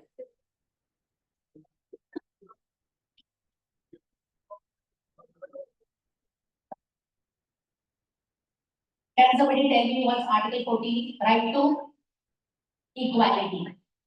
Article 15, right against discrimination, which is prohibition of discrimination. A 16 में discrimination है, but discrimination with respect to opportunities of public employment. चलो 19 बहुत famous, am I right? Freedom है Article 19A, freedom of speech and expression. Second, assemble peaceably without arms. Third, creating associations. Fourth, moving freely throughout the territory of India. Next, residence in anywhere in India. Next, trade profession occupation. फिर उसके बाद आता है restrictions, ये freedom है पर कोई भी फ्रीडम एब्सोल्यूट नहीं है, कम्स विद रेस्ट्रिक्शन। चलो next, article 20 life and personal liberty, नहीं वो 21 है I think, protection from conviction, post ex post facto laws, double jeopardy, self incrimination, article 20। क्या सबको दिख रहा है? Okay next, custom as a source of law. बच्चों ये वाला पार्ट है वो, custom as a source of law.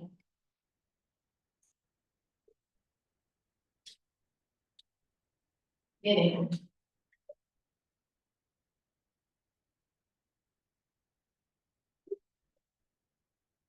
Test to determine कि कौन सा कस्टम लॉ में कन्वर्ट हो सकता है।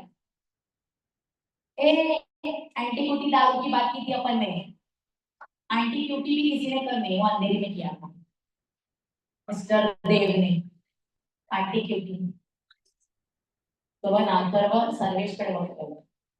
I didn't say anything. अच्छा इधर ओके लिसन टू मी। ए मामाची मुलगी इकडे,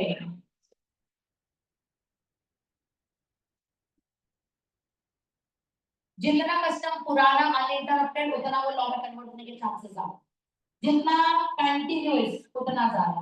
ए matter of right as well as reasonable.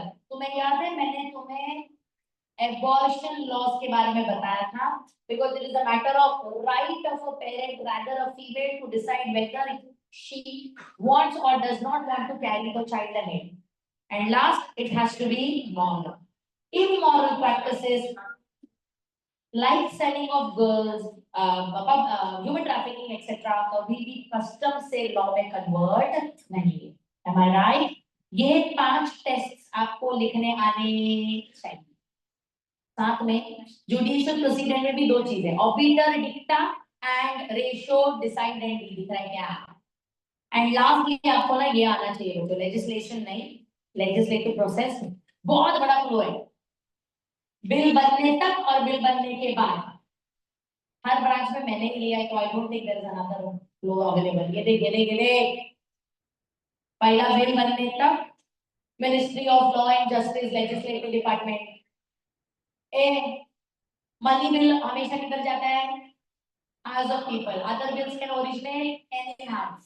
याद आ रहा है क्या? ओके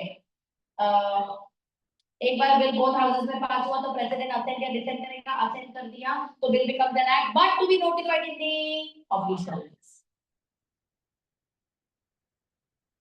एक मिनट,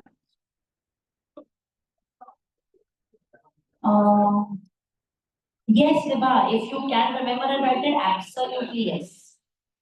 यूनियन ऑफ इंडिया वगैरह वगैरह वाले। और ये स्टडी याद नहीं रहा तो भी वो hoisting the national flag is a freedom of speech and expression वगैरह तो लिख सकती है।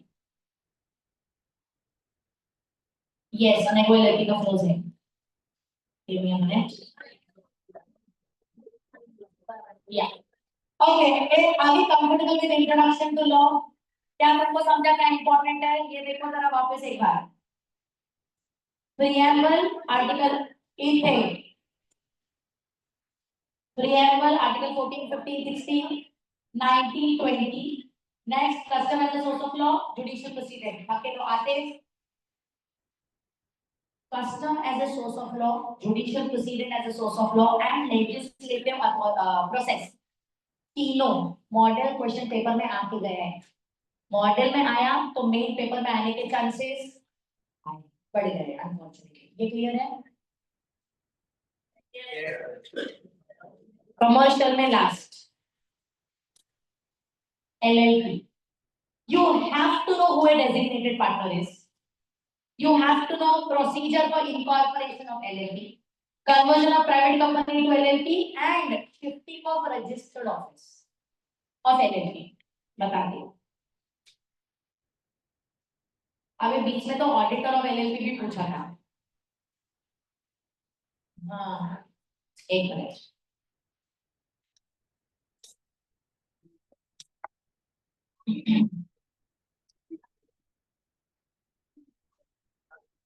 ओके सो डेजिग्नेटेड पार्टनर का ये ऑलरेडी कंटेंट है फॉर्म के साथ, you can match it with the notes that you have.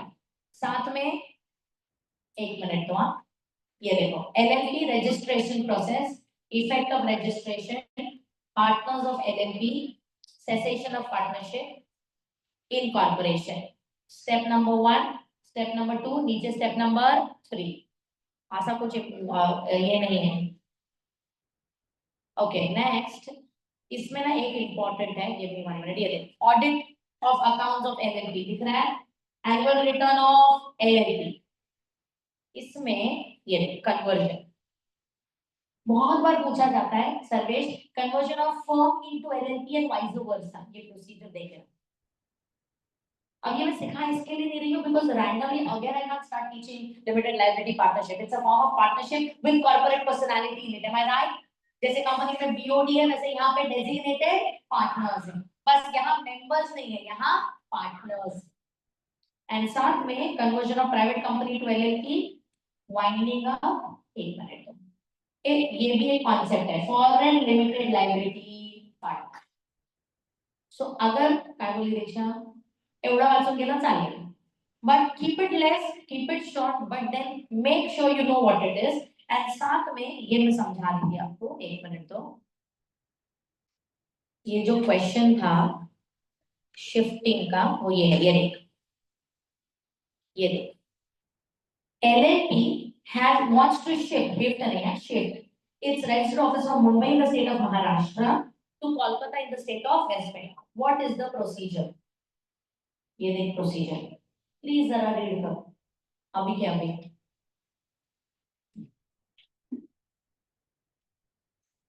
बने सर्वर लेक्चर सब कवर हो जाएगा, इनटू टू करके सुन लेगा तो भी चलेगा।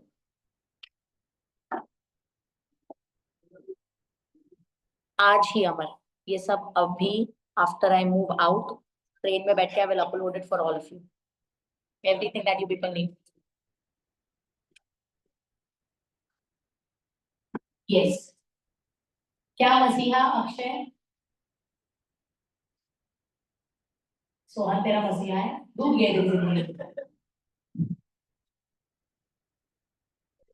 तू क्यों इतना अजय के प्यार में पड़ गया रे? आई जब से आया है तब से अजय अजय चल रही है। Yeah, he can say that vice versa.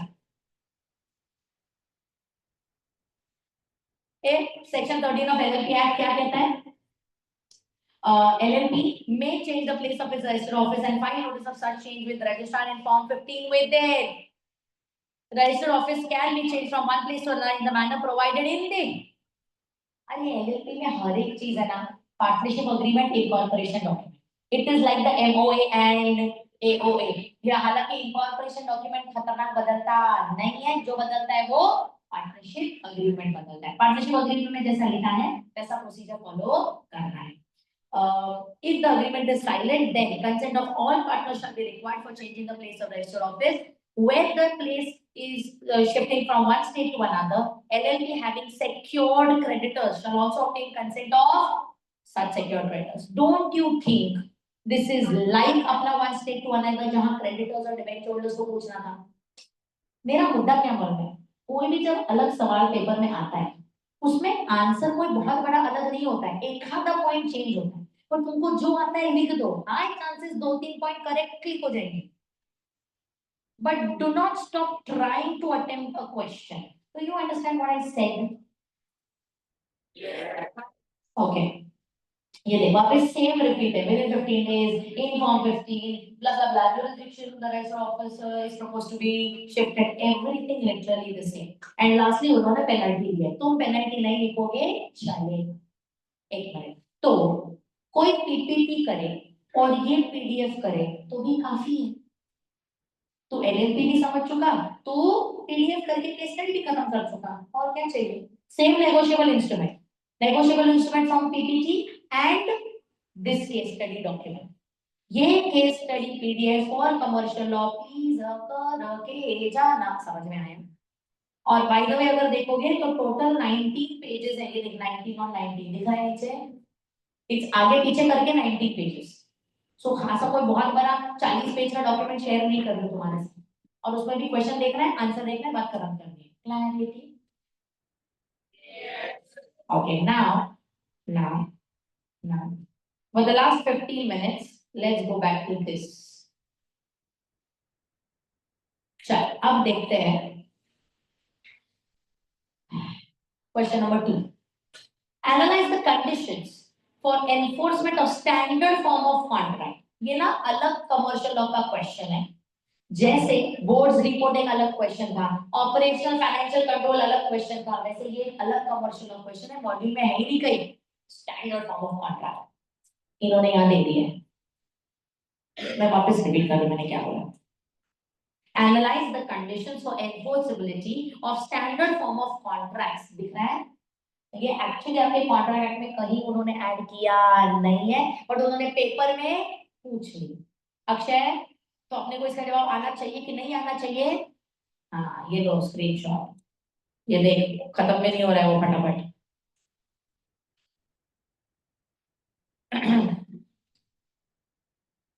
ये देख क्या है।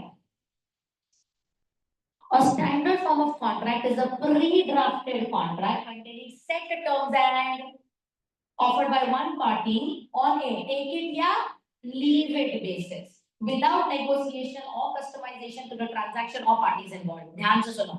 They are also known as contract of adhesion, signifying the weaker party simply adheres to the terms presented with little choice, or boilerplate contracts containing standard boilerplate terms. Business use standard forms to maximize efficiency in mass contracting. However, they limit the free exercise of contracting powers and are prone to overreach। That's सामने वाला आपके साथ जब contract कर रहा है, आपको बोल रहा है देखो ये मेरे टर्म्स ऑफ कॉन्ट्रैक्ट है, यहाँ पे ये है, करना है तो करो वरना छोड़ दो, टेक इट या लीव इट। आपके कहने पे मैं मेरे कॉन्ट्रैक्ट के टर्म्स में बदलाव करने वाला नहीं हूँ। Okay, I give a simple example. Whenever in any place you go to a parlor, a very established salon, उस salon में अगर eyebrows 100 रुपए के हैं तो है, take it या leave it। You can't you go to a Lakme salon and you tell him, hey, 50 में करके दे दो। Imagine yourself doing that। Can you really do that? No, you are the weaker party। तेरे को जाना है तो तेरे को वो जितने में बोलेंगे उतने ही करना है। Standard contracts। Negotiation possible not possible? Negotiation अपने घर की पागल वाली है, क्या है 30 रुपए में करके देने, क्या एक्स्ट्रा जी तो निकालेंगे। हाँ, ए सुनाई दिया क्या फर्क? सो ये कौन से है? Not negotiable. कौन से रे? ओके ना, एडिशनल रिक्वायरमेंट क्या है? Reasonable notice of terms। Unexpected surprising terms may be unenforceable if aggregate lacks reasonable notice। मतलब यहाँ पे कोई भी कॉन्ट्रैक्ट के अंदर के सडन चेंजेस अलाउड नहीं है। Second, incorporation into contract। Terms must be incorporated into a contract rather than merely stated on an ancillary document like a receipt। घर खरीदते बेचते वक्त बहुत सारे अटैचमेंट्स होते हैं। Attachments are not part of agreement. Agreement में जो लिखा है घर का स्क्वायर मीटर साइज अग्रीमेंट में लिखा है, पार्ट 1 का नाम, पार्ट 2 का नाम अग्रीमेंट में लिखा रहेगा। सुनाई दे रहा है? सो यहाँ पे भी स्टैंडर्ड फॉर्म में मेन कंटेंट किधर लिखा है? अग्रीमेंट। उन्हें अटैचमेंट के तौर पे लिखना अलाउड नहीं। Next, absence of fraud, absence of misrepresentation. Next, fundamental breach. Exclusion clauses cannot protect a party committing a fundamental breach। This means that if one party commits a major violation of contract term, and include an exclusion clause, such a clause that limits liability for breach will not protect them। ध्यान से, contract breach हुआ, damages से, नुकसान भरपाई से, compensation से, reimbursement से ऊपर वाला भी तुम्हें बचा नहीं सकता। You breach the contract, you have to face the consequences of breach. Do you understand? Contra preferential। The contra preferential rule is applicable in interpreting ambiguous terms in a contract। This rule dictates that ambiguity in the terms of a contract will be interpreted against the party that drafted the contract, typically the offeror। एक minute, कल कहीं कुछ confusion हुआ, किसको भारी पड़ेगा? Offeror. Offeree को भारी पड़ने वाला नहीं है, क्योंकि ए याद है ऑफरी तो बेचारे ने साइन किया था, उसको तो नेगोशिएट करने भी नहीं दिया, उसको तो उसमें कोई चेंजेस करने भी नहीं दिए। सुनाई दे रहा है? Lastly, contemporaneous notice। Notice of terms must be given at the time of contract formation। These requirements flowing from fairness and public policy principles can limit oppressive terms in standard form of contract under Indian law। थकेलो syllabus में नहीं है, पर model question paper में है, और model में है बोला तो इसका तेरी भाषा का छोटा लैंग्वेज वाला आंसर तुझे मेन पेपर में लिखना पड़ेगा। सुनाई दिया? क्वेश्चन 2 देख क्या था? Contingent contract. Depends on happening, non-happening of an uncertain future event. Question 3. The answer so. Implied authority of a partnership firm. Examine the validity of condition. Issuing a check that bounces is an offense. Negotiable instrument act. दिख रहा है क्या? Next. Give me 1 minute. Industrial law बाद में, आज नहीं. Okay, एक minute. ये एक हुआ. ये देख दूसरा.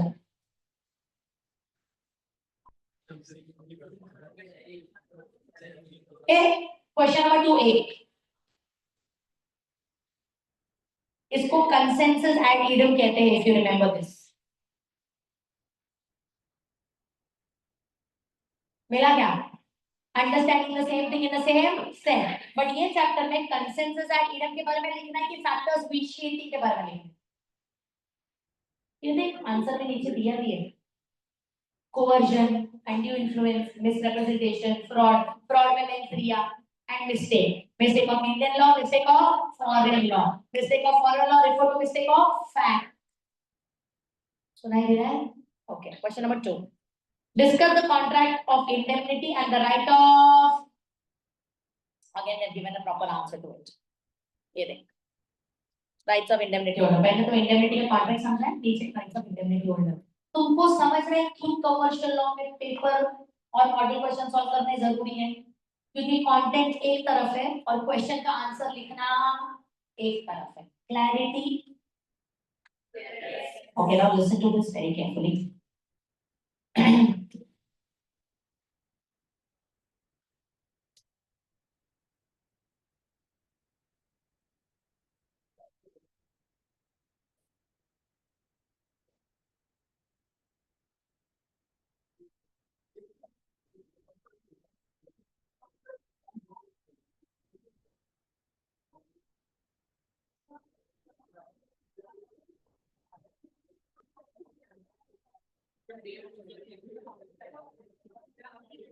If you people can understand,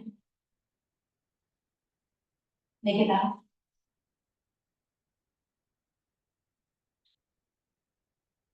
it took us from 1 o'clock to 5 o'clock का time to do detailed company law का quick version only from chapter 16 to 19. 1 to 5 अपन सिर्फ डिस्कस किए. ठीक है. दूसरा, कमर्शियल लॉ में मैंने सिर्फ पॉइंटर्स तुमको बताए हैं कि क्या क्या करना जरूरी है, जिसका सारा कच्चा चिट्ठा मैं आपके ग्रुप में डालूंगी एक एक करके ड्राइव पे. सारा कंटेंट अवेलेबल करके देती हूँ, एक रेफर करना चालू करो. बट अगर आपको टोटलिटी में पेपर 5 करना है, this is how it should be bifurcated. Directors के सारे इंपॉर्टेंट कंटेंट को तुमको देख के 3 घंटे में खत्म करना है. कितने घंटे? अच्छा, बैठ के रट्टा मारने नहीं बोल रही, फटाफट 164 क्या होना चाहिए, 167 क्या होना चाहिए, 168 क्या होना चाहिए, 169 DIN cancellation, deactivation, surrender, directors remuneration, section 166 duties of director. कितने घंटे? मोर देन इनफ बैठ के गो थ्रू करने के लिए. सुनाई दिया? Okay, moving ahead. अगर वो हो जाता है तो कॉर्पोरेट लॉज में देख, जनरल मीटिंग चैप्टर 1 to 5 ये दो, और नीचे का चैप्टर 5 to 10 मिसलेनियस मत कर, इग्नोर मार. तो भी तुझको कितने घंटे में कवर करना है? 8 आवर्स. ये सब मैं क्या बोल रही हूँ? रीडिंग. बैठ के रिपीटेड नहीं करना है जो तुम लोग को आदत है कि ऐसा चलते चलते नहीं, रीड करना है. ये कवर करने के लिए how many hours? General meeting का पूरा chapter 1 to 5, second chapter 5 to 10, and lastly miscellaneous only for MCQ. Ma'am ये करना कहां से है? फ्लोचार्ट है, इसके लिए 8 से 10 घंटा मैं बोल सकती हूँ. सुनाई दिया? ओके. इसके बाद कमर्शियल लॉ, ये देख, कॉन्ट्रैक्ट, सोका, पार्टनरशिप, एलएलपी. इसमें इंट्रोडक्शन टू लॉ मैंने नहीं डाला है, नेगोशिएबल भी छोटू सा डाला, पर ये भी करने के लिए कितने घंटे? अब मुझे बात बता, तो मॉड्यूल खोल के बैठेगा पैराग्राफ रीड करने, तो कहां से 5 घंटे में होगा बे? हाँ बरोबर, same. So because of that, हाँ, because of that unfortunately you have to refer the PDF of notes that I am showing to you. कब से? PPT. वरना वो इतने घंटों में होना पॉसिबल नहीं है.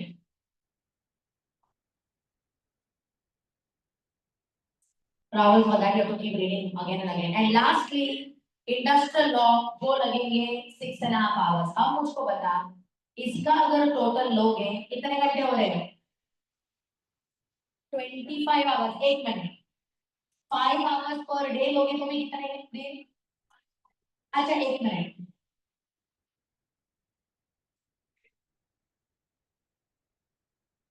क्या बोला?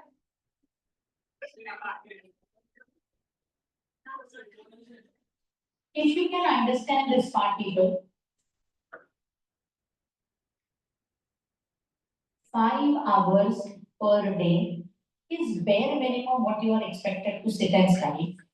मेरा ये मानना है 5 दिन लॉ 5 घंटा दे रहे हो तो बचे कुछ 4-6 घंटे कॉस्टिंग अकाउंट्स को भी प्रैक्टिकल के लिए लो, क्योंकि ये मैं विश्वास नहीं रख सकती कि तुम एक दिन बैठ के 10 घंटा लॉ पढ़ोगे, नहीं होगा। बैठ 10 घंटा सकते हो, लॉ नहीं ले सकते। तो वो 10 या 8 घंटे जो भी,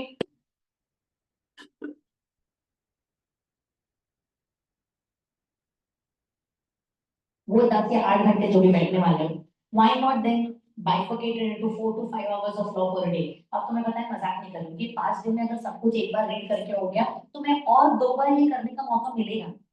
और ये करते वक्त मार्क करो क्या ऑड वन आउट है जो तुझको नहीं याद, उसको नेक्स्ट टाइम जरूर रिवाइज करना। इसके अलावा और कोई अनफॉर्चुनेटली शॉर्टकट अवेलेबल नहीं है। बस मैंने जो सीक्वेंस लिख के दिया था आज कंपनी लॉ का, उसके नीचे इंडस्ट्रियल कमर्शियल जो भी मैंने दिया वो फॉलो करो। उल्टा मत शुरू करो कि मैं शुरू करूंगा कमर्शियल से, नहीं होगा फिर।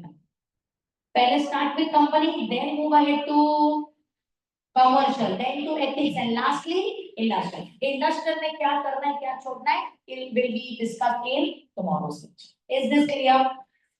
क्या तुम्हें थोड़ा बहुत वैल्यू एडिशन मिला है? Do you now know what you're supposed to move ahead and do quickly? Okay, tomorrow we will solve J25 का mock and दो question paper, industrial law and ethics. That's it. Okay, thank you very much. Online वालों doubt है पूछो।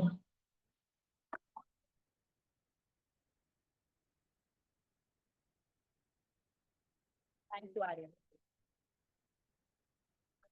हाँ उबेद कल दूंगी, bye dear.